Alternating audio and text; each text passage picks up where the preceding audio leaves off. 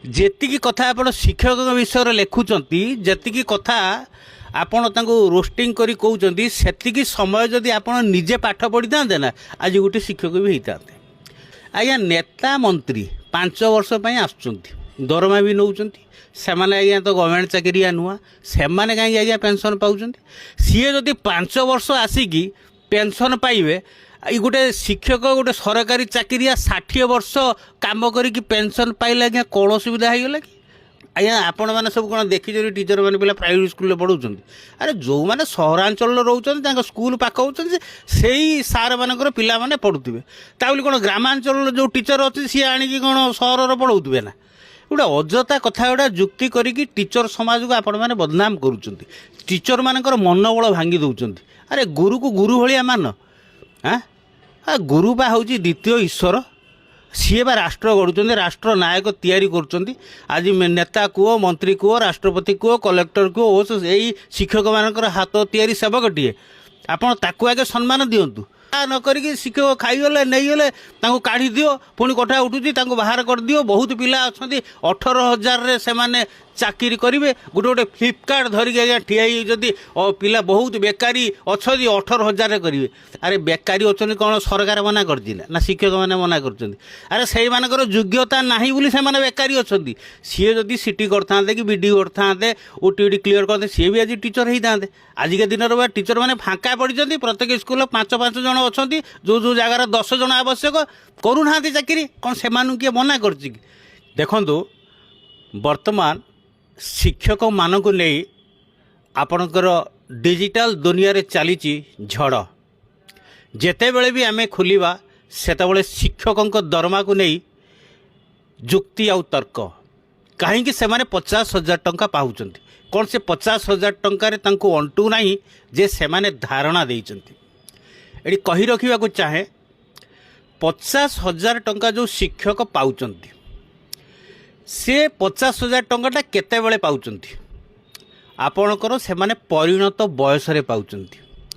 25ରୁ 30 ବର୍ଷ ଚାକିରି କଲା ପରେ ଯାଇକି ଆଜ୍ଞା 40ରୁ 50,000 ଟଙ୍କା ହୋଇଥାଏ।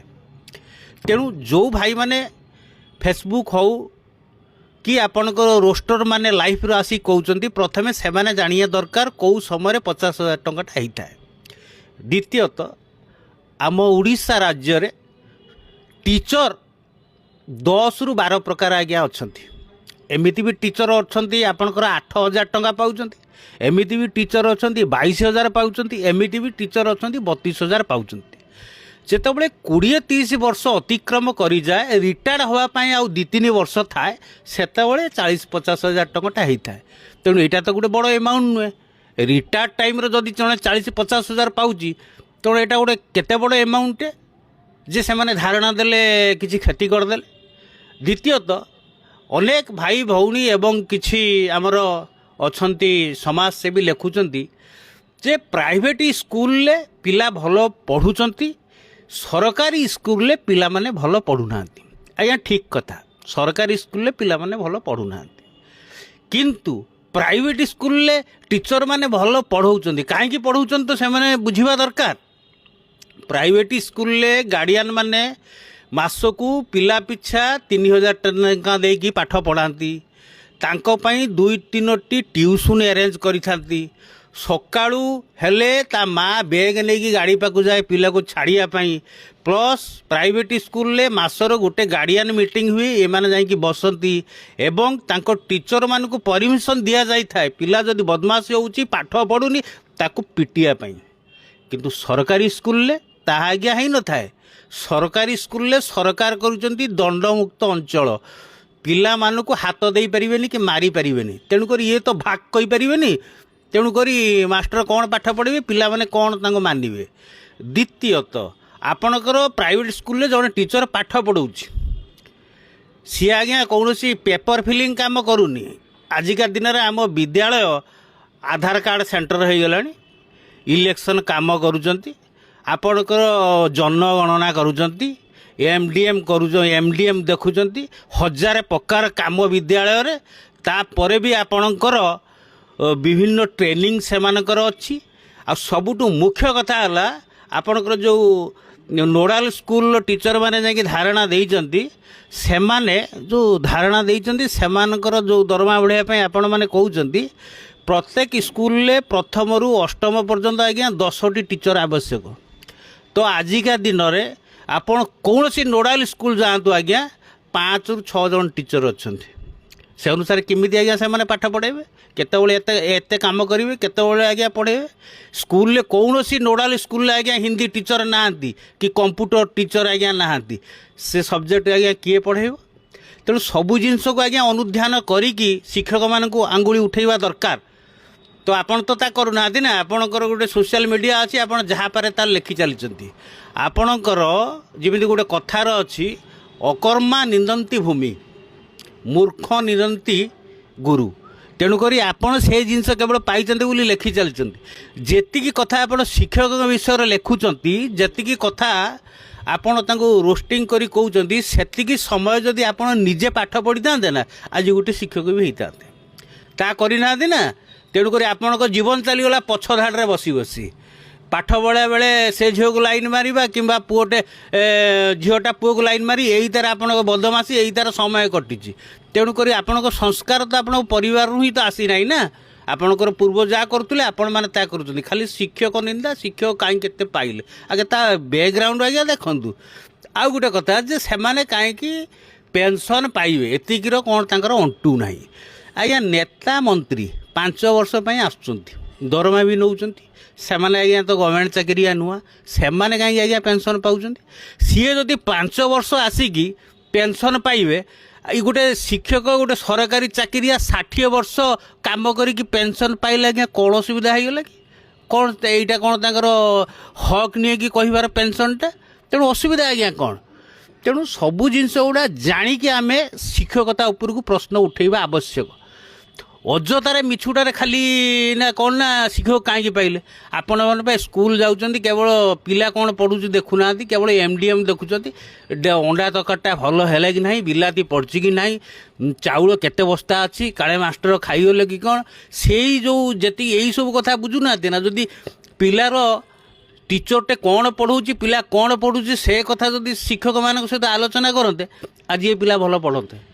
आ गोटे कथा सरकारी स्कूल पिला माने पढ़ुना किसी रेजल्ट आसुनी एमती हाँ किसी रेजल्ट आसुना कौन सहरांचल पिला सब चाकरी कर ग्रामांचल पिला चाकरी करना सहरांचल एमती केते अच्छी कि पुणी चतुर्थ कथा उठाऊँ टीचर मानकर पिला प्राइवेट स्कूल पढ़ाऊँ आज्ञा आपण मैंने सब कौन देखी टीचर मैंने पिला प्राइवेट स्कूल पढ़ाऊँ अरे जो मैंने सहरांचल रोचे स्कूल पाख होती से सार मानकर पिला माने पढ़ुवे ताबली कौन ग्रामांचल जो टीचर अच्छी सी आणिकी कौन सहर पढ़ाऊे ना गोटे अजता कथा गुड़ा जुक्ति करी टीचर समाज को आपण मैंने बदनाम करुँच टीचर मानकर मनोबल भांगी दौरान।